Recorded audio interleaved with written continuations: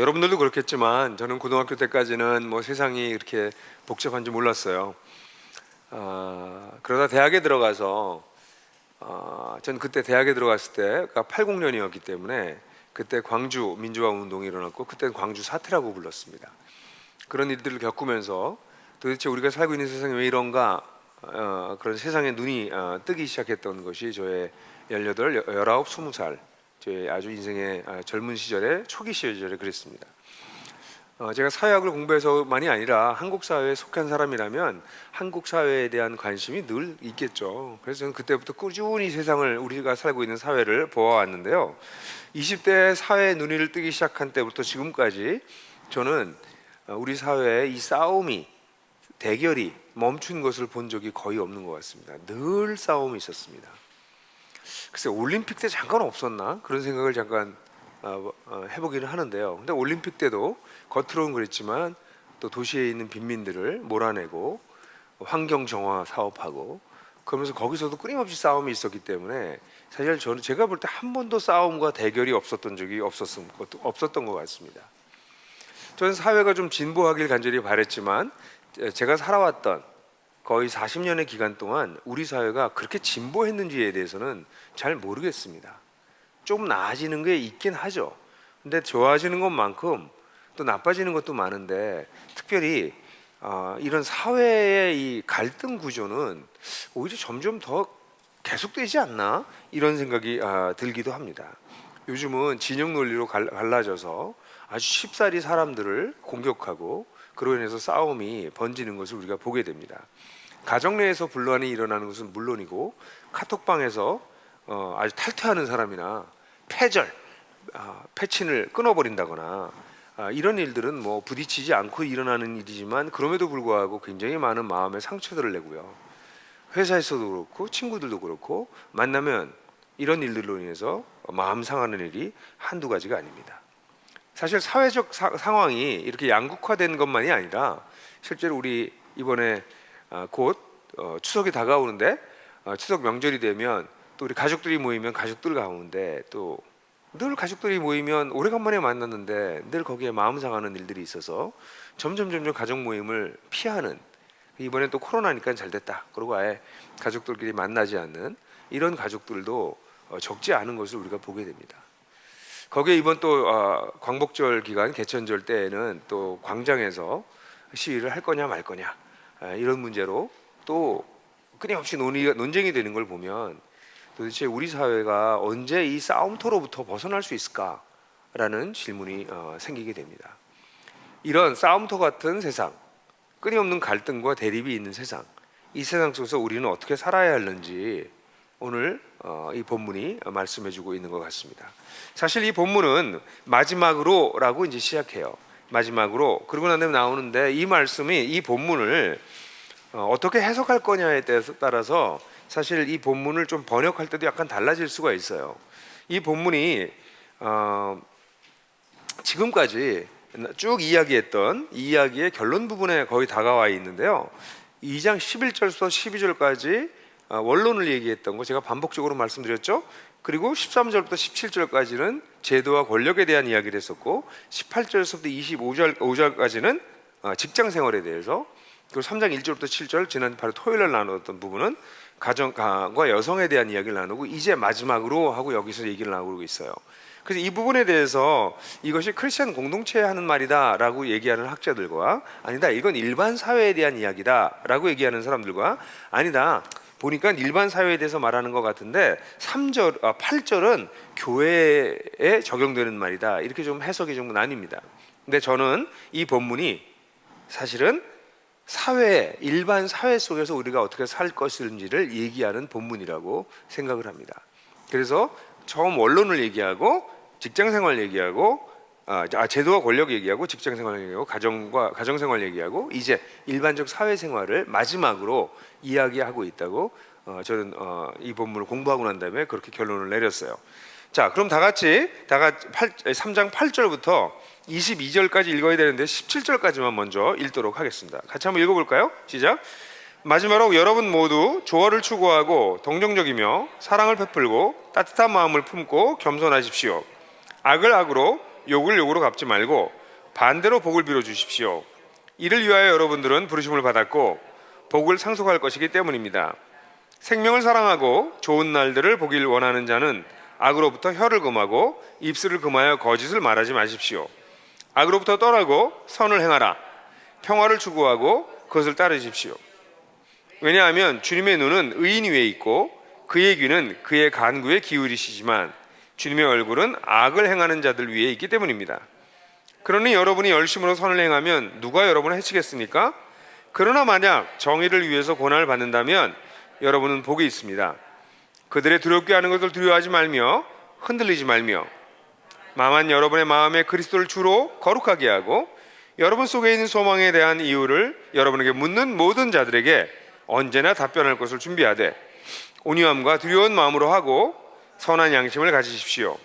그리하면 그리스도 안에서 행하는 여러분의 선한 행실을 욕하는 사람들이 여러분을 비방하는 그 일로 부끄러움을 당하게 될 것입니다.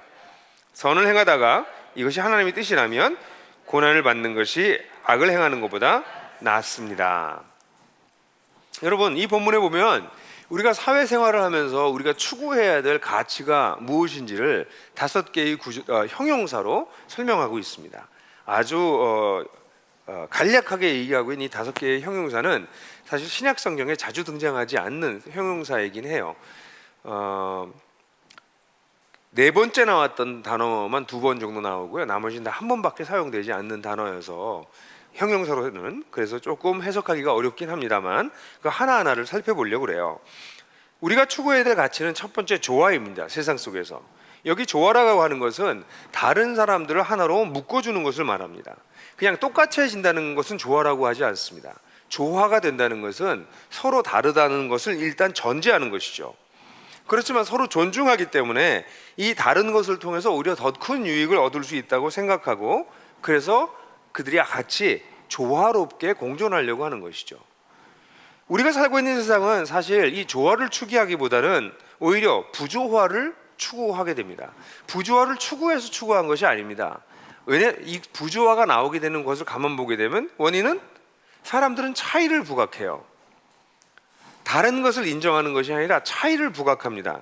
차이를 부각하고 난 다음에 그 사람들과 편을 나눕니다. 너와 내가 달라. 그리고 편 가르기를 해요. 편을 가르고 난 다음에 상대방을 향해서 딱지를 붙입니다. 저 사람은 저런 무리야. 뭐 좌파야, 우파야. 뭐 요즘 정치적으로 그런 걸 말할 수도 있겠죠. 옛날엔 뭐 전라도야, 경상도야 이런 걸 붙일 수도 있고요. 여러 가지 방식으로 딱지를 붙여요. 뭐 그것이 가정 환경이 될 수도 있고 그다음에 인격과 관련된 것이 될 수도 있고 여러 가지 모양으로 딱지를 붙입니다. 그렇게 해서 우리가 다른 것을 통해 가지고 사람들과 관계가 오히려 유익을 얻는 것이 아니라 그들을 왕따시키기도 하고 거꾸로 우리 진영에 이익을 더 도모하려고도 하고 이런 일들이 벌어지는 것이 우리가 살고 있는 사회에서 흔하게 보는 일들입니다. 그런데 그리스도인들은 세상 속에 들어가서 이렇게 부조화가 일어날 수밖에 없는 다른 것을 차이를 부각시켜서 편가르와 딱지 붙이기 그래서 분리가 일어나는 이런 부조화가 일반적인 사회 속에서 우리는 뭐 하라고요? 조화롭게 조화를 추구하는 삶을 살아라. 이게 첫 번째입니다. 저는 우리 그리스도인들이 세상 속에서 어떻게 살아야 되는지 생각할 때 먼저 꼭 기억해야 될 아주 중요한 단어가 이것이라고 생각해요. 두 번째는 동정이라는 얘기인데 이건 sympathy라고 하는 단어가 나온 단어예요. 동정, 마음을 같이 한다는 것입니다. 이것은 사람들이 가지고 있는 고통과 슬픔에 동참하는 것을 뜻합니다. 우리가 살고 있는 세상을 보면 정말 얼마나 많은 사람들이 고통과 슬픔을 겪고 있습니까? 그 고통과 슬픔에 마음을 같이 하는 동정하는 것을 이제 우리가 그리스도인들이 사회 속에서 가져야 될 자세입니다. 그러나 세상은 어떻습니까? 세상은 잔인합니다. 다른 사람들의 고통과 슬픔을 오히려 이용하기도 하고 그것을 즐기기조차 해요. 뭐 어제도 잠깐 얘기했지만 뭐 N번방 얘기 같은 걸 들어보시면 사람은 어떻게 이렇게까지 잔인해질 수 있을까라는 생각이 들지 않으세요? 우리가 사회 속에서 일어나고 있는 언론에서도 그래요. 이 언론을 보면 언론의 행태가 너무 잔인해요. 전 잘 이해를 못하겠어요. 뉴스를 보고 있으면 왜 이렇게 잔인하게 살해된 이야기들을 끊임없이 얘기하는지 잘 모르겠어요. 우리 사회에 그런 일이 무슨 가득한 것처럼 왜 그런 것만 보도를 할까요? 좋은 일은 거의 보고 안 해요. 그것도 아주 잔인하게 사람들이 고통당하는 것에 대해서 잘 이해하지 못하겠어요. 저는 우리 사회를 망가뜨리는 것 중에 하나가 언론이라고 생각하기 때문에 정신을 바짝 차리지 않으면 큰 문제라고 생각있는데, 사람들이 마음을 같이하고 따뜻한 마음을 품고 동정하는 것이 아니라 잔인한 것이 오늘날 세상인데, 거기서 우리 어떻게 하라고요? 아픔과 슬픔, 고통에 우리가 동참하라고 얘기하고 있습니다. 그 다음에 나오는 단어는 사랑을 베풀고 이렇게 하는데, 이것은 필라델피아에서 나오는 그 필라델피아 그 단어가 나온 단어예요. 그래서 형제를 보여주고 이렇게 할 수 있습니다. 이거는 사람들 간의 우정 관계를 얘기하는 겁니다. 사람들 간에 아주 좀 친한 형제 같은 사랑, 우정 관계를 좀 누릴 수 있도록 그렇게 애를 쓰라는 것이죠. 근데 여러분, 우리가 살고 있는 세상에서는 그렇게 서로에게 대해서 우정 관계를 발전시키기보다는 참 냉정해요. 서로를 향해서 가까이 오지 못하게 만들고 서로 차갑게 대하는 것이 오히려 자연스럽습니다. 그래서 가끔씩 사람들에게 호의를 베풀면 오히려 사람들로부터 이상한 표정을 짓는 경우들이 있어요. 뭐 이제 그런 거 안 하지만, 뭐 엘리베이터에 누가 타서 옆에 누가 있으면 안녕하세요 그러면 이렇게 뭐지? 뭐 이렇게 쳐다보고, 뭐 어떤 여자분한테 그러면 마치 치안인 것처럼 저를 쳐다봐요. 그러니까 인사 안 해야 되죠. 엘리베이터 안에서 그 좁은 공간에 꽤 긴 시간이 있지만 서로 쳐다보면 안 되죠. 그러니까 우리가 살고 있는 세상이 아주 특징적인 모습입니다. 엘리베이터는 정말 재밌지 않으세요? 전부 딴 데 쳐다보고 있잖아요. 이렇게. 네? 그러니까 이 세상이 그렇게 냉정하고 서로에 대해서 그렇다는 것이죠. 그렇지 말고 사랑하라는 겁니다. 사랑을 보여줘라. 근데 이 사랑은 아가페적인 절대적인 사랑은 아니고 그냥 우정 정도를 나눌 수 있는 사랑이라고 단어를 조금 낮춰서 표현하고 있어요. 네 번째는 친절하라고 얘기합니다. 이건 친절한 마음을 뜻합니다. 아주 좋은 마음, 뭐 친절한 마음 이렇게 번역할 수 있어요. 실제로 이것은 사회적 약자들에 대해서 우리가 가져야 될 마음이라고 생각해요. 특별히 세상에서 자기의 권리를 충분히 인정받지 못하는 사람들에게 더욱더 따뜻하고 친절한 마음을 갖는 것이 우리에게 필요하다고 보여지는데, 세상에는 사실은 참 무관심하죠. 이런 사람들에 대해서 정말 무관심하죠. 반면에 이 본문에서 또 하나 더 얘기하고 있습니다. 겸손을 가지라고 그럽니다. 사실 세상은 강자로서가 아니라 섬기는 종의 자세로서 세상을 섬겨라라는 얘기인데요, 우리가 살고 있는 세상은 잘 아시는 것처럼 교만함과 갑질로 가득 차 있습니다. 그러니까 여기서 얘기하고 있는 이 5가지의 이야기를 보게 되면 이걸 하나하나 여러분들이 좀 묵상하시면 좋을 것 같은데요, 세상에서 일반적으로 돌아가고 있는 거랑 정반대되는 가치를 추구하라고 얘기하고 있어요. 부조화 대신에 편가르기와 부조화 대신에 조화를, 잔인한 그런 것 대신에 동정하는 마음을, 냉정한 마음 대신에 사랑하는 마음을, 무관심한 마음 대신에 친절한 마음을, 교만하고 갑질하는 대신에 겸손한 마음을 가져라, 이렇게 얘기를 하고 있어요. 근데 사실 이걸 여러분 보시게 되면 이 모두가 우리가 추구할 만한 가치인 이유는, 이 모든 것을 우리가 누구에게 배웠습니까? 우리가 예수님께 배웠습니다. 우리가 하나님에게서 배웠습니다. 조화로부터 시작해서 조화, 동정, 사랑, 친절, 겸손, 이게 전부 예수님에게서 우리가 발견한 것입니다. 그러니까 사회생활을 할 때 그리스도인들이 사회 속에 들어가면, 이상하게도 그리스도인들이 사회에 들어가면 일반적인 사회에 있는 사람들이랑 또 똑같이 확 바뀌어버리는 경우들이 있는데, 성경에서는 그렇게 얘기하고 있는 거예요. 마지막으로 말하는데, 사회 속에 들어가서 일반적으로 살 때도 너는 네가 믿고 있는 하나님에게서 배운, 네가 따르고 있는 예수님께서 배운 그 가치를 그대로 유지해. 그래서 계속 추구해야 돼 라고 8절에서 얘기하고 있는 것이죠. 그리고 이렇게 우리가 가치를 추구하게 되면 당연히 그 다음에 나오는 것이 전혀 다른 삶의 방식을 우리가 살게 돼요. 그게 9절과 10절에서 나옵니다. 뭡니까? 첫 번째, 악과 모욕을, 악을 악으로 갚고 모욕을 모욕으로 갚는 게 세상입니다. 악을 악으로 갚고 욕을 욕으로 갚는, 그죠? 근데 악을 당했을 때, 모욕을 당했을 때 그때 어떻게 하라고요? 여기 보면 반대로, 대신에, 뭐 개역 성경에는 도리어 이렇게 번역하기도 했고요. 세번역에서는 번역을 안 했더라고요, 이 단어를요. 근데 이 단어가 되게 중요해요. 대신에, 반대로, 도리어, 이런 표현은 번역할 때 중요한 이 본문이 뜻하는 바예요. 세상은 그렇게 하지만 그렇게 하지 마라. 대신에, 반대로, 도리어 그렇게 살아라는 것입니다. 사실 뭐 이게 세상에서 일반적인 사회만이 아니라 가정에서도 그렇잖아요. 부부싸움 해보신 분들 다 아실걸요. 부부싸움 해보시면 상대방의 약점을 알잖아요. 부부는 서로 잘 알잖아요. 그래서 싸울 때 보면 그 약점을 건드리는 부부들이 있어요. 배우자들이 한 방에 날려버리는 거죠. 참 하면 안 되는 일입니다. 부부는 특별히 약점을 알고 있기 때문에 그걸 건드리면 안 되는데 꼭 거길 건드려요. 그래서 상처 확 내버리는 거죠. 그래서 부부는 정말 무서운 존재예요. 그래서 적과의 동침이 되는 거죠. 그렇게 되면 진짜 네가 그럴 수가 있어? 이렇게 되는데, 그게 부부간에도 그러니 세상 속에 들어가서 나랑 매일 만나지 않아도 되는 사람이 나에게 공격하면 그거에 그대로 갚아주죠. 10배라도 갚아주죠. 이런 문제들이 너무 많습니다. 사실 많은 관계들이 깨지는 것을 보면 악을 2배로 갚아줘서 그래요. 그래서 악을 갚아주면서 점점 이것이 증폭되는 것을 보게 됩니다. 그 나중에는요, 사람들이 분쟁이 일어나고 난 다음엔 분쟁이 일어나는 원인은 굉장히 작았고요. 그게 막 끌어올라서 나중에 막 난리가 났는데, 여기서 난리 나는 얘기를 들어보면 문제는 저기 조그만 게 있어요.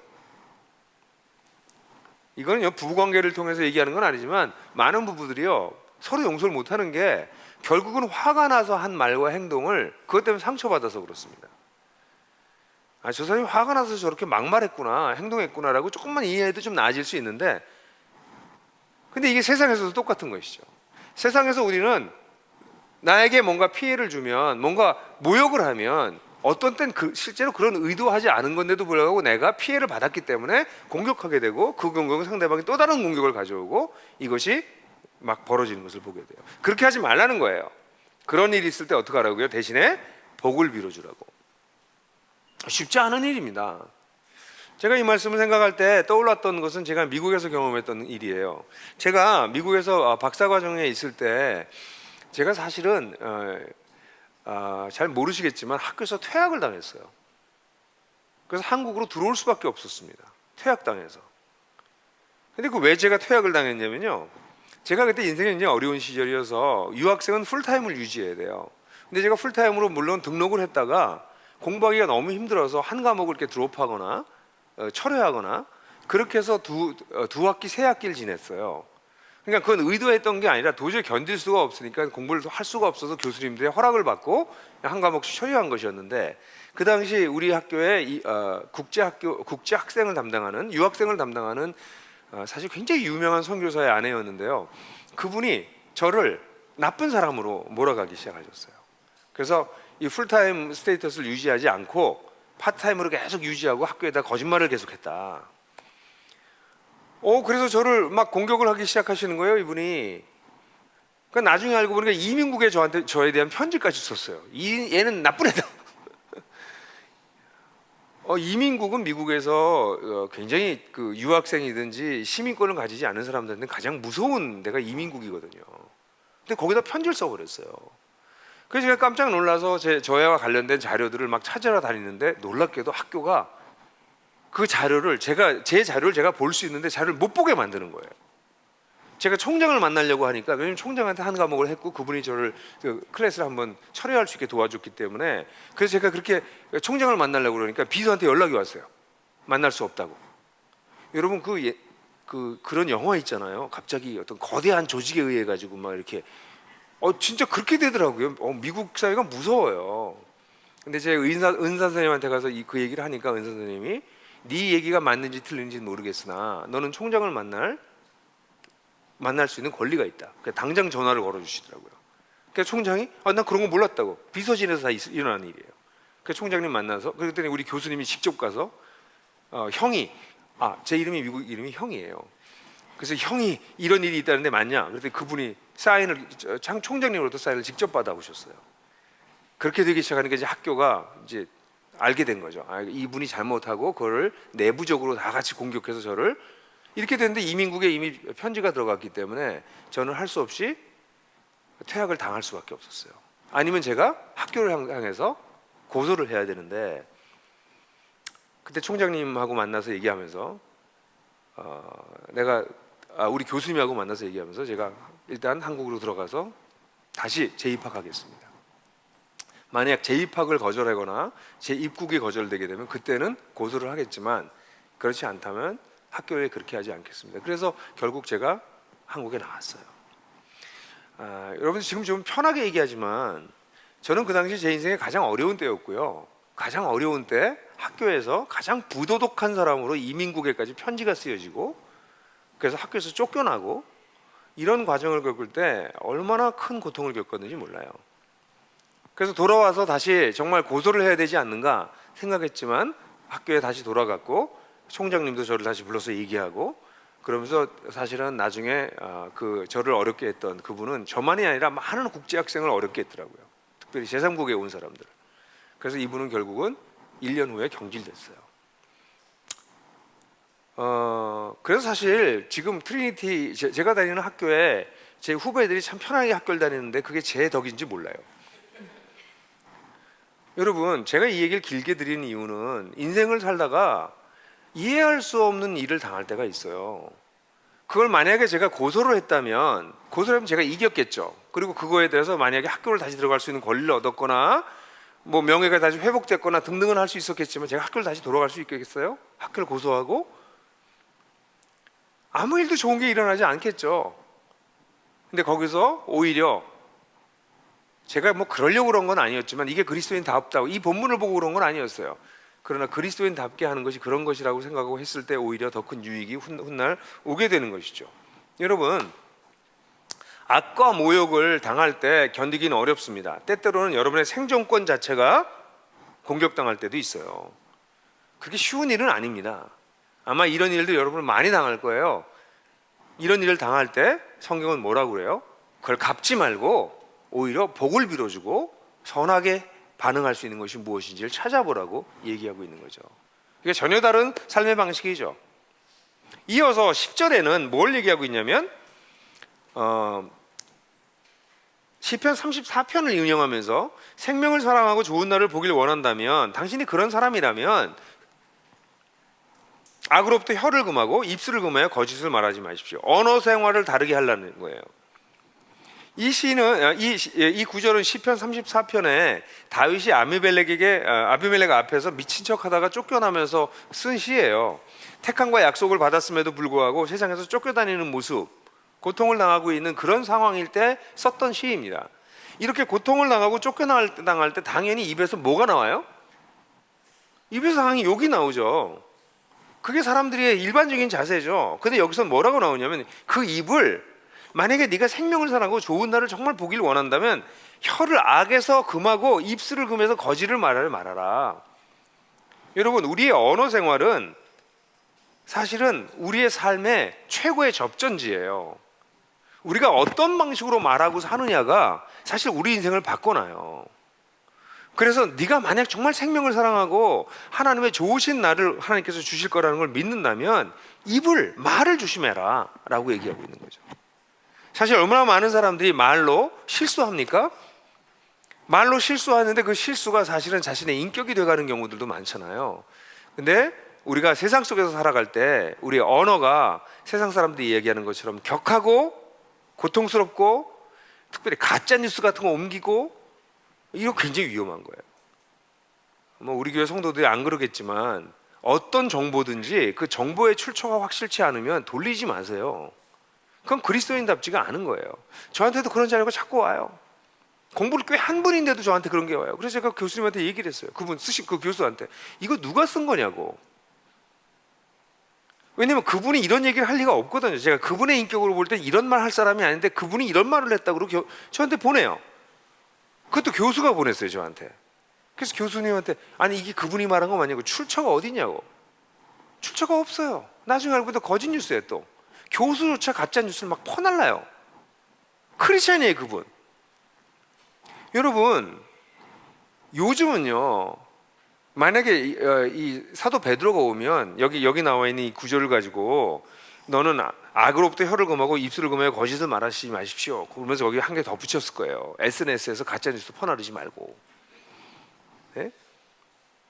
이게 다 세상을 망가뜨리는 거거든요.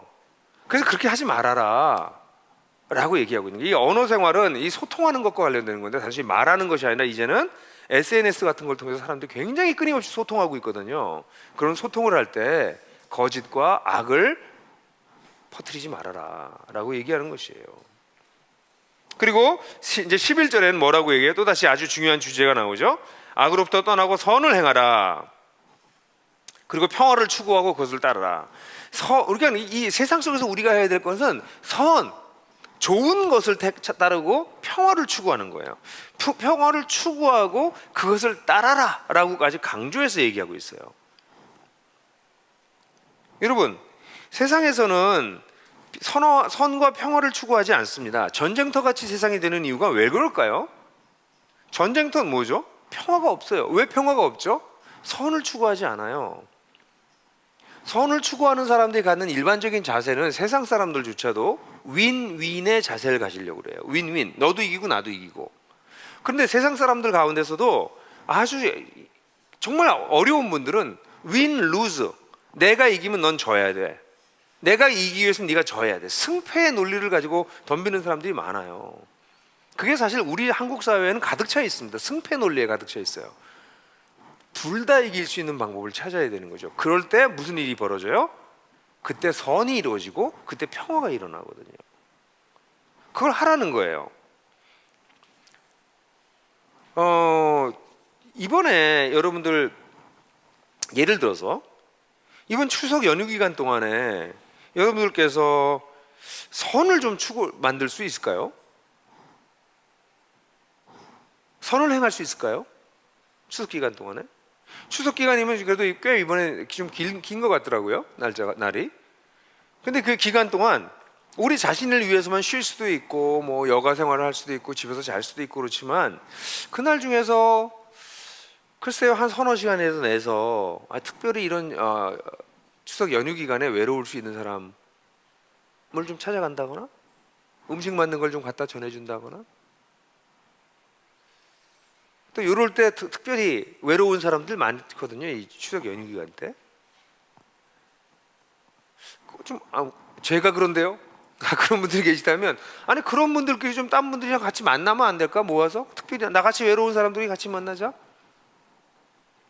그런 게 선을 행하는 거예요. 구체적으로. 그래서 제가 여러분들한테 숙제 드리고 싶은 거예요. 추석 기간에 이번에 추석이 왔으니까 한번 놀아보자, 좀 쉬어보자. 나를 위해서 시간 쓰기도 모자른데 돈 쓰기도 모자른데 그리고 나를 위해서 시간과 돈을 원팡 다 써버리지 마시고 이렇게 긴 날 중에서 뭐 좀 시간 전부 아니어도 한 서너 시간만이라도 좀 그러면 안 될까요? 그래서 저는 몇 약속을 좀 만들었는데 몇 사람에게 연락해서 나랑 좀 만날까? 밥 먹을래? 그런 걸 우리가 하라는 거예요. 여기도 평화를 추구하는 것도 마찬가지예요. 추석 기간 동안에 가족들이 만나면 가족들 간에는 가족은 대부분 애증 관계가 있거든요. 그래서 그래서 말로 상처를 많이 줘요. 근데 그럴 때 그리스도인들이 앞장서서 말로 상처를 주는 사람들이 있다고요. 그러니까 사람들이 그리스도인들 싫어하죠. 근데 그리스도인들이 거기서 어떻게 평화를 이룰까? 그래서 다른 모습들을 보면서 아까 얘기했던 5가지 가치를 추구하면 평화는 이루어지겠죠? 그렇게 다른 종류의 삶을 살라는 것이에요. 선과 평화를 추구하라는 것이에요. 끊임없이 상처를 내는 사회 속에서 선과 평화를 추구하는 것, 이게 신앙생활입니다. 여러분 기도는 열심히 하고 성경은 돌돌돌 외우고 그런데 세상에 나가서 끊임없이 갈등을 일으키고 상처를 일으키는 사람은 신앙생활을 반쪽도 못하고 있는 거예요. 신앙생활을 왜 하는 건데요? 세상 속에서 뭐 하기 위해서? 선을 창조해내고 평화를 따르고 평화를 추구하기 위해서 하는 거예요. 그러니까 여러분들이 지나간 자리에 뭐가 남아야 돼요? 상처와 싸움과 분노와 이런 게 남는 게 아니라 우리가 지나간 자리에는 선과 평화와 사랑이 남도록. 그게 주님이 우리가 사회 속에서 살아가는 동안에 우리가 살길 원하시는 거예요. 그래서 사람들이 생각해 그거 되게 손해보는 거 아닌가요? 그거 어떻게 그런 삶을 살아요? 그것은 이렇게 선과 평화를 추구하는 생활을 할 수 있는 이유는 우리의 삶이 이유가 선명해서 그래요. 왜냐하면 9절 하반절에 보면 처음에 이렇게 시작해요. 9절 뭐라고 나와요? 복을 빌어 주십시오. 이를 위하여 여러분들은 부르심을 받고 복을 상속할 것입니다. 우리가 어떻게 됐어요? 우리는 부르심을 받았어요. 이 일을 위해서. 뭘 위해서 부르심을 받았다는 것이에요? 복을 빌어주는 것을 위해서 우리가 부르심을 받았다는 거예요. 와, 이거 좀 크리스찬들이 좀 기억해야 될 것 같아요. 우린 돌아다니면서 속으로도 계속 복을 빌어줘야 돼. 그냥 아유, 정말 잘 살았으면 좋겠어. 멋지게 살았으면 좋겠어. 이렇게. 근데 이거를 하나님의 이름으로 복을 빕니다, 뭐 이렇게 하지 마시고 그냥 지나가면서 격려해 주는 거예요. 저는 회사에 나가서 이렇게 지나가면서 우리 직원들 보면 안쓰러워요. 막 밤늦게 막 8시 9시 됐는데 출근 못하고 막 이러는 사람들 보면, 그럼 아유 너무 힘들겠다, 내가 다 미안하다, 이런 얘기를 하기도 하고, 그러면서 이제 좀 엘리베이터 같은 데서 주로 일어나는 일이지만, 그럼 그때 얘기하다가 근데 사실 이런 어렵긴 한데 이런 시간을 통해 가지고 더 좋은 우리 회사가 건축회사니 건축가가로 발돋움하는 거 했으면 좋겠어. 그렇게 격려하려고 그래요. 그게 복 주는 거죠. 다양한 방법으로 사람들을 복 주는 것이 우리의 삶에 어떻게 돼 있어야 돼요? 그냥 늘 몸에 배어 있어야 돼요. 요즘 음식점도 자주 못 가지만 음식점에 가면 주로 우리 조선족이나 또는 외국인들이 와 있잖아요. 예? 근데 외국인들이 어떻게 그렇게 한국말을 잘하는지 몰라요. 그럼 꼭 저는 물어봐요. 몇 년 됐어요? 그렇게 물어보면 몇 년 됐다 그래요. 아니 근데 그렇게 한국말을 잘해요? 정말 대단해. 그래서 꼭 말해요. 한국에서 살기 힘들죠? 한국 사람들이 좀 못되게 구는 거 있으면 내가 용서를 구할게, 좀 참아줘, 이렇게 얘기해요. 우리가 할 수 있는 일이 너무 많아요. 우리는 뭐 때문에 뭘로 부르심을 받았다고요? 복을 빌어주기 위해서 부르심을 받았다고. 그렇게 평상시 사회 속에서 살라는 거죠. 그게 우리가 이유가 선명해서 그래요. 그리스도인들 그것 때문에 사는 거예요. 근데 밤낮 자기만 생각하고 살면 밤낮 우울하지. 근데 성경은 끊임없이 너만 들여다보지 마, 세상에 너보다 불쌍하고 너보다 고통스럽고 너보다 가지지 못한 사람이 너무 많았어, 그 사람들 좀 위로해. 그게 성경에서 얘기거든요. 그래서 복을 빌어주라는 거예요. 그러니까 지금 좀 손해를 봐도 괜찮아요. 거기다가 12절에 보면 뭐라고 얘기하고 있냐면, 왜냐하면 주님의 눈은 의인의 위에 있고 그의 귀는 그의 간구에 기울이시지만, 그러니까 우리가 이렇게 살아갈 때 어떻게 돼요? 하나님이 우리를 보고 계시다고. 아멘. 여러분 크게 아멘이라고 그러세요. 화면 보시고 아멘. 아멘이죠. 그러니까 우리가 그렇게 살 때 아무도 안 본다고? 아무도 안 보는 것 같죠? 근데 하나님이 우리를 보고 계시고 우리에게 귀를 기울이신다, 우리가 기도할 때. 근데 그 다음에 또 무서운 말이 나와요. 그러나 악을 행하는 자들에게는 하나님의 얼굴이 거기를 비추고 있대요. 이건 주님의 얼굴이 악을 행한다라고 하는 것은, 주님의 얼굴을 구한다라고 하는 것은 대부분 하나님을 흠모할 때 사용되는 표현인데, 여기는 주님의 얼굴이 악을 행하는 자에게 이렇게 하고 있어요. 어떤 얼굴일 것 같아요, 여러분?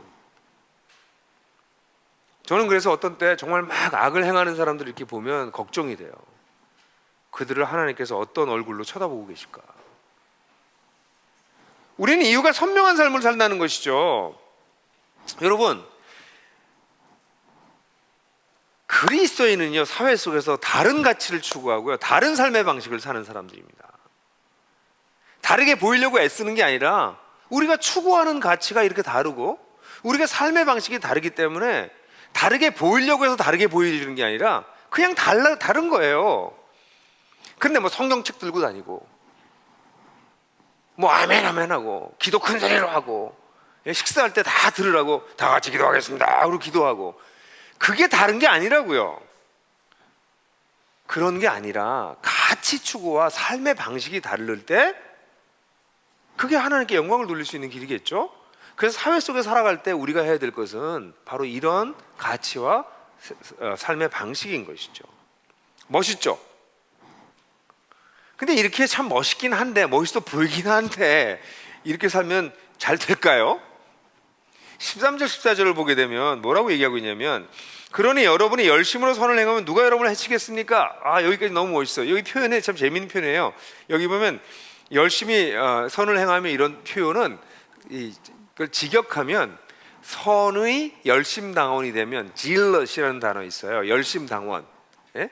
열심당원이라는 단어를 여기서 쓰고 있어요. 그러니까 선의 열심당원이라면 당신이 이거는 약간 당시에 정치적 행동을 빗대는 거예요. 당시 이 열심당원들은 자신들의 무력으로 이스라엘의 주권을 회복하려고 하는 그런 열심당원들이었거든요. 근데 이 사람들은 무력으로 뭐를 하려고 하는 사람이 아니라 사랑의 열심당원이라면 이런 표현이에요. 표현이. 그러니까 굉장히 재밌는 표현이죠. 그렇다면 누가 당신을 해치겠냐? 이 열심당원들이 무서운 사람들이거든. 그러니까 누가 해치겠냐? 근데 당신들이 선을 행하는 열심당원이라면 누가 해치겠냐? 하나님이 당신 편인데 뭐 이런 뉘앙스로 쓰여진 거거든요. 그런데 14절에 그러나가 나와. 암울하죠. 뭔가 이상하죠. 나쁜 소식이 나와요. 14절에 뭐예요? 만약 정의를 위해서 고난을 받는다면 여러분 복이 있습니다. 아니, 누가 해치겠냐고 얘기하고 난 다음에 뭐라고 나와요? 여러분이 정의를 위해서 고난을 당한다면, 그렇게 나오는 거예요. 그럼 여러분 복이 있다고요. 여러분, 이 나쁜 소식이에요. 우리가 선을 위해서 열심히 살고 선의 어떤 열심당원으로 살면 누가 해치겠냐라고 얘기하지만, 그렇게 말은 했지만 실제로 해칠 수가 없어요. 그럼에도 불구하고 우리는 뭐가 있어요? 우리에게 고난이 따라온다는 것이에요. 일반 사회 속에서 선을 행하는 크리스찬은 고난을 피할 수 없어요.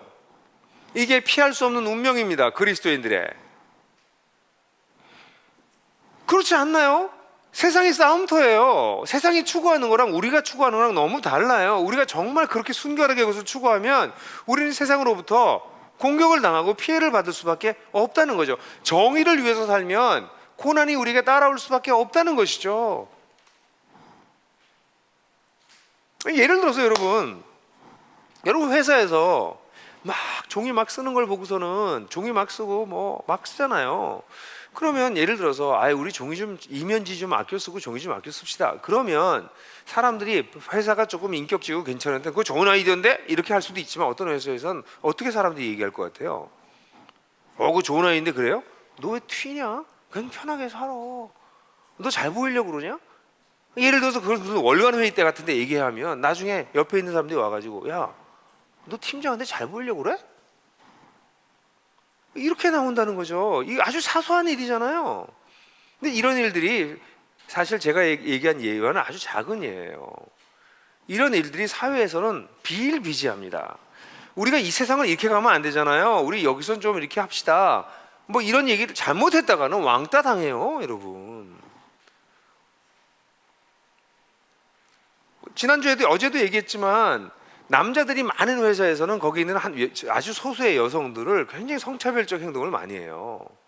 그러니까 어떤 한 형제가 우리 그렇게 하지 맙시다. 우리 직원들을 인격적으로 잘 대하고 말 조심합시다. 그러면 나중에 정말 욕 먹을 수도 있고 한 대 맞을 수도 있어요. 너 왜 그러냐? 이렇게. 여러분, 세상이 악하면 악할수록 세상이 조금 나아지면 덜하지만 사회나 세상이 악하면 악할수록 그 속에서 선을 행하면 거긴 뭐가 따라요? 고통이 따라요. 제발 이런 질문들 하지 마세요. 저한테 찾아와서 이런 질문해요. 목사님, 제가 선을 행하고 착하게 살았는데 왜 이렇게 고통이 저한테 따르나요? 이렇게 얘기를 해요. 그럼 제가 뭐라고 대답하겠어요? 원래 그런 거야. 원래 그런 거야. 크리스천들이 내가 선을 행했는데 왜 고통이 오나요? 원래 그런 거예요. 세상이 어떤 건지 모르니까 그렇게 유아적 질문을 하는 거죠. 그러니까 우리는 어쩌면 이것을 뭐라고 해야 돼요? 당연하게 생각해야 돼요. 이게 우리에게 나쁜 소식이죠. 그러나 이 피할 수 없는 어려움, 이 나쁜 소식을 그냥 거기에 수동적으로 대하는 게 아니라 베드로 사도는 그걸 역이용하라고 14절부터 16절까지 얘기를 해요. 첫 번째 14절 하반절에 보면 그러나 만약 여러분들이 정의를 위해서 고난을 받는 여러분 복이 있습니다. 이 복이 있습니다. 이거 어디서 나온다는 것 같아요? 팔복에 복이 있나니, 그거 똑같은 단어예요. 복이 있나니, 예? 복 있는 자니 할 때 바로 그 단어예요. 마카로이, 복 있는 자니. 그러면서 말하는 게 첫 번째 어떻게 하라고 그러냐면 14절 하반절에 그들의 두렵게 하는 것을 두려워 말며 흔들리지 말며, 이거 한마디로 얘기하면 요즘 좀 유행하는 말, 쫄지 말라. 그런 어려움이 생기면 쫄지 마세요. 무서워하거나 흔들리지 말라는 거죠. 왜? 우리는 주님만 두려워하는 사람이니까. 우리는 황제도 존경하지 두려워하지 않는 사람이에요. 우리는 세상에 어떤 것도 두려워하지 않아요. 여기서 그들의 두렵게 하는 것, 우리를 두렵게 하는 게 많습니다. 우리를 위협하는 게 굉장히 많아요. 그럴 때 두려워하지 말라는 거죠.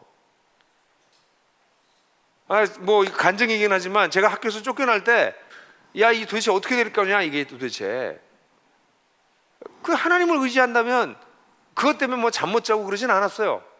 힘들긴 했지만 하나님이 모든 걸 주관하고 계시는데, 하나님이 아시는데, 내가 거짓말한 게 아닌데, 근데 저는 이제 이민국에까지 제 자리가 넘어가 있는 상황이 돼 있으면 이제 미국엔 다시 못 들어오겠다, 잘못하다간. 이런 생각이 들 수 있잖아요. 근데 두려워하지 말라는 거지, 쫄지 말라는 거지. 그들의 두렵게 하는 것으로 두려워하지 말라는 거죠. 왜? 하나님이 우리의 주인이시고 우리는 하나님 외에는 두려워하지 않기로 한 사람들이니까. 근데요, 이게 그렇게 쉽게 되는 거 아니에요, 여러분. 쫄지 않는 것도요, 쫄지 마! 이렇게 해서 되는 게 아니고요, 쫄지 않는 훈련을 하셔야 돼요. 거듭나게 훈련을 하셔야 나중에 큰 놈들이 들어와도 괜찮아요. 처음부터 큰 것들과 싸워서 이길 수 있는 것이 아니에요. 그러니까 지금 여러분을 쫄게 하는 작은 것들이 있을 거예요. 그런 것들을 다루기 시작하면서 그런 것으로부터 자유해지고, 별거 아니구나, 하나님만 의지하고 사는 게 이런 거구나, 이런 걸 자꾸 알아가면 알아갈수록 여러분들이 점점 견고해지는 것이, 흔들리지 않게 되는 것이에요. 그러니까 첫 번째, 이런 일들이 있을 때 오히려 이것이 우리를 훈련하는 기회구나, 하나님만 의지하는 기회구나 라고 생각하고 쫄지 마세요. 그걸 배우시고 훈련하세요. 그 여러분들의 것이 될 수 있도록, 그래서 의연한 그리스도인이 될 수 있도록 연습하시라는 거죠. 그리고 난 다음에 두 번째로는 15절 상반절에 보면, 여러분의 마음에 그리스도를 주로 삼아 거룩하게 하고 마음의 중심을 점검하세요. 쫄지 마는 걸로 끝나는 게 아니라 이건 반드시 그 다음으로 이어지는데, 마음의 중심을 점검해. 우리 중심에 마음에 그리스도가 주님이신가, 마음의 주님을 삼아서 거룩하게 해라, 그분을 제대로 의지하고 따라라, 이런 뜻이죠. 어려움이 있을 때야말로 그리스도가 나의 정말 주인이신가 라는 것을 확인할 수 있을 때예요. 인생이 좋을 때는 주님이 내 주님이시죠. 뭐 그냥 늘 감사하지. 또 좋을 땐 또 잊어버려요. 그게 문제긴 하지만. 근데 인생이 어려워지면 그러면 사람들이 불평하고 불안해하고 막 두려워하고 이래요. 근데 마음에 그리스도가 주인이시면 그럼 어떻게 될까요? 마음속에 평안이 다시 찾아와요. 그러니까 쫄지 말라는 말은 수동적인 표현이라면, 그걸 적극적인 표현을 얘기한다면 마음에 그리스도를 주로 하라, 마음의 중심을 점검하라는 거죠. 내가 흔들릴 때, 여러분들이 두려울 때, 여러분들이 불안할 때, 여러분 늘 질문하셔야 돼요. 어떤 조건이 일어나가지고 막 놀랄 때, 지금 코로나 때문에도 막 두려워한다고요, 사람들이. 저는 제가 계속 얘기하잖아요. 코로나 조심해야지, 두려워할 게 아니에요. 실제로 두려워할 거 아니에요. 코로나 걸려도 괜찮아요, 나요. 뭐 좀 그런 마음을 가져야지. 그래서 함부로 하자, 그런 거 아니에요. 그러나 너무 두려워해요. 다 위축돼 있잖아요. 왜 위축돼요? 아니, 코로나 걸려서 만약 죽으면 또 죽는 거. 목사님은, 아니, 사람 한 번 죽는데 코로나로 죽을 수도 있고, 뭐 교통사고로 죽을 수도 있고, 나이가 들어서 죽을 수도 있고, 암으로 죽을 수도 있고, 죽잖아요. 우린 죽어야 주님을 만나는데. 제가 과장인가요, 이게? 과장 아니에요, 여러분. 그러니까 우린 두려울 게 없는 사람, 우린 죽음을 이긴 사람이에요. 죽음을 넘어간 사람들이잖아요. 근데 왜 이렇게 두려워하냐고. 두려워할 땐 늘 우리 속의 마음에 그리스도가 주인이신지 다시 생각해 보시면 돼요. 그죠? 이런 게 훈련이 돼서 이루어지는 것들이라고 생각돼요. 제가 최근에 한번 얘기했나요? 제가 제 지인이 이 코로나가 걸린 것 같다고 그래가지고는, 그런 증상이 나타났다고 그래가지고 연락이 와서, 그때 저한테 제일 처음 들었던 거, 나도 큰일 났구나, 이게 아니고, 아니, 나 때문에 제가 또 너무 많은 사람 만나잖아요. 그래서 내가 이거 수포 전파자가 되면 어떡하냐. 이게 수많은 사람한테 만났는데, 또 그 친구 만나고 난 다음에 제가 계속 사람 만나가지고 어떡하나, 이렇게 해서 세상에 안 좋은 영향을 주면 안 되는데, 또 거기다 또 N교회 김모 목사 또 뭐 이렇게 나오면 이거 더 심각한데, 아니, 그런 게 너무 염려가 되더라고요. 제 걱정이 아니라, 다행히 그 친구가 검사 받고서는 괜찮다고 그래서 저도 이틀 동안 혼자 자가격리했거든요, 일단. 그랬다가 괜찮아졌는데, 우리가 조심해야 되지만 두려워하지 말아야죠. 그죠? 그래서 그리스도가 주님이신가라는 고백을 이때 하는 거예요. 마음에 그리스도를 주로 삼아 거룩하게 하고, 이건 주님이십니다라고 고백하는 거예요. 그래서 한 성경에서 New Living Translation이라고 하는 데서는 주님을 예배하라고 아예 번역을 했어요. 주님이신 예수님을, 그리스도를 예배해라, 그렇게까지 번역했는데 뭐 좀 번역이 좀 과하긴 하지만 그런 뜻이에요. 쫄지 말고 마음의 중심을 확인하고, 그리고 난 다음에 그 정도도냐 더 적극적으로 15절 하반절에 보면 여러분의 뭐라고 나와 있습니까? 여러분 속에 있는 소망에 대한 이유를 여러분에게 묻는 모든 사람들에게 언제나 답변한 것을 준비하되 전도의 기회로 삼으라는 거예요. 오히려 여러분들이 고난을 당해서 어려움을 겪고 있을 때 흔들리지 않고 단단한 모습을 보이고 그리스도를 주로 삼고 있으면 사람들이 뭐예요? 물어본다고. 아니 이렇게 어려운데 당신 괜찮아요? 여기 소망이라는 건 그런 질문이에요. 아니 지금쯤 되면 다들 정신이 다 혼비박산 돼야 되는데 어떻게 이렇게 평안을 유지하죠? 아니 당신은 어떻게 사람이 저렇게 모욕하고 당신한테 악을 행하는데 오히려 복을 빌어주지? 그 이유가 뭐예요? 이렇게 물어보는 게 이 소망에 대해서 묻는 것이에요. 그때 대답할 걸 준비하라는 거죠. 사람들이 선과 평화를 추구하고 악과 모욕에도 불구하고 그런 삶을 살아가면 당연히 호기심을 갖죠. 물론 아주 악한 사람들은 이런 사람을 또 조롱하기도 해요. 소망을 묻는 게 아니라 더 큰 조롱을 하는 악한 사람들도 있어요. 그 조롱을 하면 또 어떡하겠어요? 우리는 또 복을 빌어주는 거지. 그러다 보면 조롱하다가 야, 뭐 이런 사람들이 있냐? 라고 물어보게 된다는 거예요. 그럴 때 어떻게 해요? 아이 뭘 이렇게 하지 말라는 거예요. 많은 그리스도인들이 그럴 때 물어보면 아유 당신 이렇게 어려울 때 어떻게, 에이 뭐 별거 아니에요. 뭐가 별거 아니야? 별거 아니긴 별거죠. 그럴 때 대답할 걸 준비해 놓으라는 거예요. 그때야말로 전도할 수 있는, 주님을 전달할 수 있는 기회잖아. 우리가 이렇게 다른 종류의 삶을 살게 된 게 누구 때문인데? 그분 때문이잖아요. 그래 그분 때문인 걸 설명해 주라는 거야. 이거 얼마나 적극적인 삶의 모습입니까? 이럴 때 얼마나 잘못된 대답을 하는 사람들이 얼마나 많습니까? 아이 뭘, 교회 다녀봐, 기도해봐, 이런 거 말고 좀 진지하게 천천히 대화를 하면서 복음으로 이끄는 연습들을 해보세요. 저한테 뭐 올해 제가 한두 번 얘기했던 얘기였던 것 같긴 한데, 대학교 4학년 때 한 우리 여학생이 막 데모가 심한 그 캠퍼스에서 엘리베이터 타고 올라가는데 저를 이렇게 보더니 하는 소리가, 넌 뭐가 그렇게 좋아서 얼굴에 미소가 있냐? 시비를 걸었어요. 왜냐면 막 밖에서는 지금 난리가 나는데 제 얼굴에 미소가 있었나 봐요. 그래서 제가 뭐 세상에 아무리 난리가 쳐도 그렇지만 또 뭐 기쁜 것도 있잖아. 그랬든지 제가 그때 아무것도 아니야 이렇게 얘기했든지, 아니면 반대로 예수님 때문이야 이랬든지, 둘 다 아니죠. 그냥 흘렸어요. 그랬더니 그 친구가 하는 소리가, 너 또 하나님 얘기하려고 그러는 거지? 저한테 그러더라고요. 뭐 다 안 해 뭐.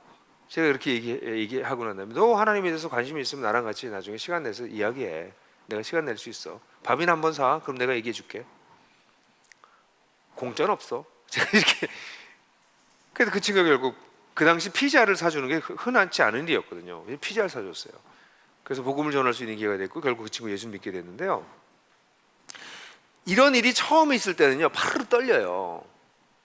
근데 많이 해보면 이제 사람들을 잘 안내하는 걸 배우게 돼요. 하세요. 여러분들한테 그렇게 뭔가 시비를 거는 것처럼 와서 질문할 때, 소망을 물어볼 때 결코 착하게 오지 않아요. 보통 시비를 걸어요.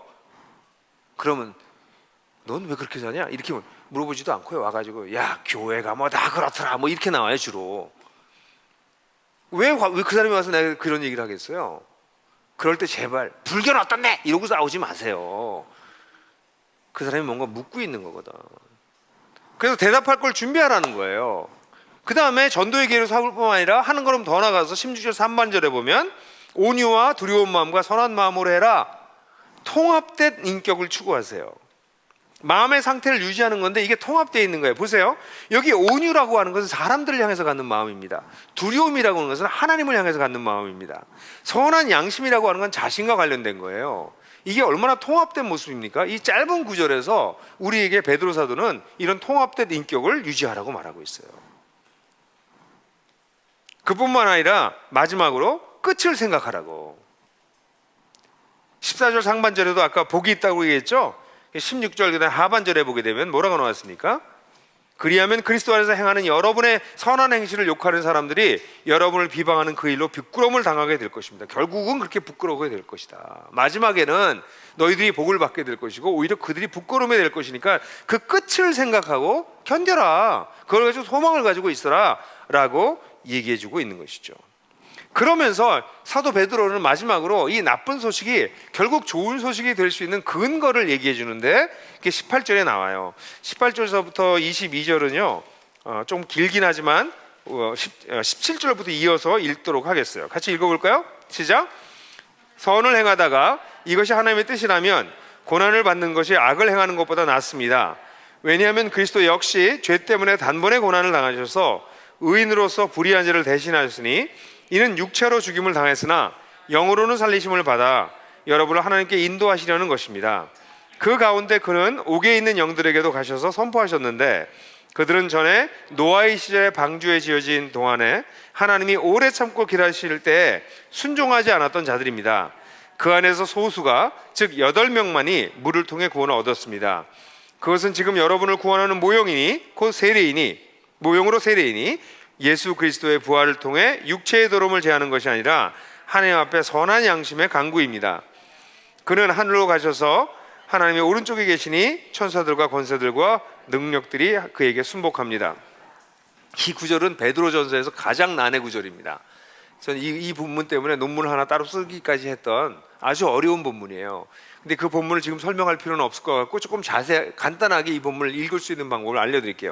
일단 이 본문은 이렇게 나쁜 소식이 결국 우리에게 좋은 소식이 될 수 있는 이유가 그리스도도 그러셨다는 거예요. 지금 무슨 얘기를 하고 있어요? 세상에서 어려움을 당하고 악을 당하고 너에게 욕하고 고통을 당한다 할지라도 그 속에서 차라리 복음을 전해라. 흔들리지 말고. 그 얘기잖아요. 근데 그리스도도 그러셨다는 거예요. 그리스도도 이렇게 고난을 당하셔서 다 이렇게 육침을 했는데 결국 우리를 어떻게 하려고 했다고요? 우리를 하나님 앞으로 인도하게 하시려고 했다는 거예요. 그죠? 여러분 생각나세요? 아내들한테 얘기할 때 아내들이 남편들이 어떻게 되기를 원한다고요? 아내들 때문에 남편들이 예수께 돌아오게 되기를 원한다고 얘기하잖아요. 그게 하나님의 궁극적인 뜻인 것처럼 여기서도 여러분들이 그런 고난을 당할 때 그렇게 하세요. 왜냐하면 예수님도 그러셨으니까 하고 예수님께로 다시 돌아가는 것이에요. 이거는 베드로 사도의 특징이에요. 1장 17절에도 나그네 시절을 두려움으로 살아라 얘기하면서 18절부터 21절까지 그리스도와 그리스도의 피에 대한 그 대속에 대한 얘기를 해주고요. 2장 21절부터 24절까지 하인들에 대해서 선을 행하면서 고난을 당하라고 얘기하면서 그 이후에도 또다시 그리스도의 예를 들어요. 여기서 또다시 얘기하고 나면 또 그리스도의 예를 들어요. 그래서 베드로전서를 읽을 때 약간 혼란스러운 게 이게 그리스도에 대한 얘기가 계속 나와서 이 흐름이 끊겨지는 것처럼 느껴지는데 그게 아니고요. 자기가 얘기하는 주제를 얘기할 때마다 그 얘기를 하고서 그리스도께로 가는 거예요. 그래서 그리스도가 그랬으니까 라고 가는 거예요. 그래서 그걸 묶어서 읽어버리시면 여러분들이 베드로전서가 이렇게 혼란스러운 게 아니라 끊임없이 같은 주제를 얘기하고 있구나 라는 걸 아실 수 있을 것이에요. 그러니까 그리스도 고난의 궁극적인 목적은 하나님의 뜻을 이루는 것이었어요. 여러분을 하나님 앞으로 인도하시려는 것이었어요. 우리를 목자와 감독으로 이끄셨던 것처럼, 믿지 않는 남편이 구원받도록 한 것처럼, 그게 궁극적인 목적이에요. 그리고 19절에서도 22절까지, 그러니까 다시 아주 중요한 것, 우리가 이 세상에서 고난을 당하면서도 선을 행하는 것은 결국 나중에 뭐 하기 위해서요? 사람들에게 그리스도를 소개하기 위한 거예요. 그래서 그 사람들이 하나님께로 돌아올 수 있게 하기 위해서 그렇게 하는 거라는 거예요. 그게 그리스도도 그러셨지 않았냐? 그리스도도 고난 받으셔서 너희들이 하나님께로 돌아오지 않았느냐라고 얘기하는 것이에요. 그리고 이제 19절에서 22절까지 최고의 난해 구절이 나오는데요. 19절에서 22절까지는 사실은 이 난해 구절이라기보다는 이 구절은 이렇게 제가 도와드리면 여러분들이 좀 도울 거예요. 20절하고 21절을 가로로 넣으세요. 사도 베드로가 이 얘기를 하다가 하고 싶었던 얘기가 너무 많아서 약간 딴 데로 빠졌다 나와요. 그럼 하나님께로 인도하시려는 겁니다. 그리고 19절을 읽으면 그 가운데 그는 옥에 있는 영대로 가셔서 선포하시고 22절에 그는 하늘로 가셔서 하늘의 오른쪽에 계시니 천사와 권세들과 능력들이 그에게 순복합니다. 여기 가셔서 이 두 번 나오잖아요. 그러니까 여기는 지금 예수님께서 죽으시고 다시 사셔서 하늘나라에까지 올라가는 모습을 그려주고 있어요. 근데 처음에 조금 여러분들이 이해하기 어려운 것은 옥에 있는 영들에게 가셔서 이렇게 지하로 내려간 것 같잖아요. 근데 이 이스라엘 사람, 유대 사람들이 가지고 있는 세계관은 하늘이 여러 층으로 나눠져 있는데 그 층의 맨 아래쪽 또는 지구하고 붙어있는 쪽이 이게 심판받은 자들이, 구원받지 못한 자들이 머무르는 곳이라고 생각을 해요. 그들의 영이. 그러니까 예수 그리스도께서 하늘 높이까지 올라가셔서 하늘 우편에 앉게 계시는데 그때 제일 먼저 어딜 지나가셨다고요? 노아 때 구원받지 못한 사람, 그건 우리가 아직 읽지 않았던 부분이지만 옥에 있는 사람들에게도 복음을 전파하시고 가셔서 전파하시고 지나가셔서 어떻게 하셨다고? 하나님이 지금 우편에 앉아 계시다고요. 그 그림을 여기서 얘기해주고 있는 것이에요. 그래서 그 사이에 옥에 대해서 얘기하다가 이 옥에 있는 사람이 누구냐? 그게 노예 시절에 불순종하던 사람들이다. 예? 왜 그 사람들만이냐? 여기에 논란들이 굉장히 많아. 이게 뭘 뜻하는 것이냐? 근데 이 본문에 내 있는 말 자체로만은 노아 시대 때 불순종해서 물로 심판받았던 사람들, 그들을 얘기하는데, 그럼 이들만 얘기하는 것이냐? 아니면 그리스도를 알지 못해서 죽었던 모든 사람들 뜻하는 것이냐? 여러 논의들이 있는데 그건 우리가 여기서 얘기하지 않아도 될 것 같아요. 그건 신학적 논쟁이 많은 부분이니까 그냥 지나가도 될 것 같아요. 여기서 그 핵심이 아니에요. 핵심은 뭐예요? 그리스도께서 죽으시고 하늘까지 올라가실 때 지나가셨다는 거예요. 거기를 옥을 지나가셨다는 것이에요. 플라케, 이 옥을 지나가시면서 그들에게도 뭐 했어요? 재미있는 거예요. 예수님은 고난을 받아서 우리를 주님께로 돌아오게 하실 뿐만 아니라 그리고 그 하늘로 올라가시는 중간에도 또다시 복음을 전했다는 것이에요. 이게 뭘 뜻하는지 우리가 잘 몰라요. 정확하게 성경에 이런 구절이 많이 안 나오기 때문에. 그리고 이제 하늘에 올라가셔서 하나님은 우편에 앉아 계시는데 이제 모든 천사와 모든 권세들이 순종한다는 거예요. 요 사이에 베드로 사도가 또 세례가 뭔지를 또 설명해 줘요. 왜냐하면 이 방주에 들어가서 사람이 살았던 것처럼 그들이 물을 통해 가지고 구원을 얻었던 것처럼 이게 세례의 모형이다. 그러니까 세례는 무엇이냐? 세례는 몸을 씻는 것이 아니라, 육체의 더러움을 씻는 것이 아니라 하나님을 향한 선한 양심의 간구다. 하나님 앞에서 선하게 마음을 먹고 서약하는 것, 간구하는 것, 이게 세례다 라고 세례에 대해서도 간단하게 설명해주고 넘어가요. 사실 요 구절만 가지고도 여러분들하고 깊이 얘기해야 되겠지만 오늘은 그런 시간이 없어요. 어쨌든 사도 베드로가 여기서 얘기하고 있는 바를 다시 한번 잘 보십시오. 사도 베드로가 무슨 얘기를 합니까? 이렇게 우리가 이 세상에 살면서 고난을 당할 수 있는 이 나쁜 소식이 좋은 소식이 되는 이유는 그리스도께서도 그렇게 하셨고 결국 그걸 통해서 수많은 사람을 주님께 돌아오게 한 것처럼 우리도 그렇게 할 수 있다는 얘기예요. 결국 그리고 난 다음에 결국 우리는 예수 그리스도가 그러셨던 것처럼 우리도 하나님의 우편에 앉게 될 거라는 것이에요. 마지막에 사랑하는 형제자매 여러분, 늘 고난을 당할 때마다, 아니 우리가 인생을 살 때마다 우리가 해야 될 것은 그리스도를 묵상하는 것입니다. 우리의 목자이시고 우리의 본이신 그리스도로 돌아가는 거예요. 이게 베드로에게서 나타나는 그의 영성입니다. 그리스도 중심의 영성, 모든 일이 그리스도와 연관됩니다. 그래서 끊임없이 그리스도를 이야기하잖아요. 이제 사랑하는 형제자매들에게 말씀드리고 싶어요. 싸움터 같은 세상 속에서 나그네의 삶을 사는 것, 이건 정말 전혀 다른 삶이에요. 이건 선량한 시민으로 사는 것 이상입니다. 갈등과 싸움이 극심해서 전쟁터 같은 세상 속에서 여러분들도 무관심하고 냉소하고 이런 싸움을 부채질하는 삶을 사시겠습니까? 아니면 전혀 다른 가치를 추구해서, 전혀 다른 삶의 방식을 추구해서 다른 종류의 삶을 살아가시겠습니까? 베드로 사도는 너의 신앙을 교회에서, 너희 믿는 사람들끼리에서 그것을 드러내라고 얘기하는 것이 아니라 이 전쟁터 같은, 싸움터 같은 세상에서 그렇게 살아내라고. 그래서 너희들 가운데 있는 소망에 대해서 사람들이 궁금해하게 만들라고. 그래서 그들을 예수 그리스도께서 고난을 받아서 헛되이 받지 않으셨던 것처럼 우리도 세상에서 선을 행하고 고난을 받는 것을 헛되이 받지 않고 그로 인해서 세상에 선을 행할 뿐만 아니라 평화를 이룰 뿐 아니라 사람들이 주께 돌아오게 하라고 우리를 초청하고 있어요.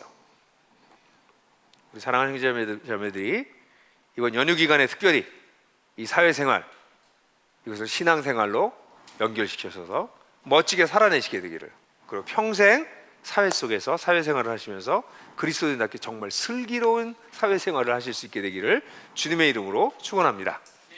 같이 우리 1분 동안 침묵하는 시간 갖도록 하겠습니다.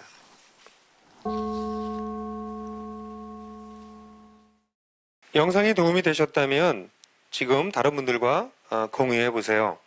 그리고 하나복 채널을 구독하시면 저희가 새로운 영상을 계속 업데이트하는데 그것을 먼저 만나보실 수 있습니다.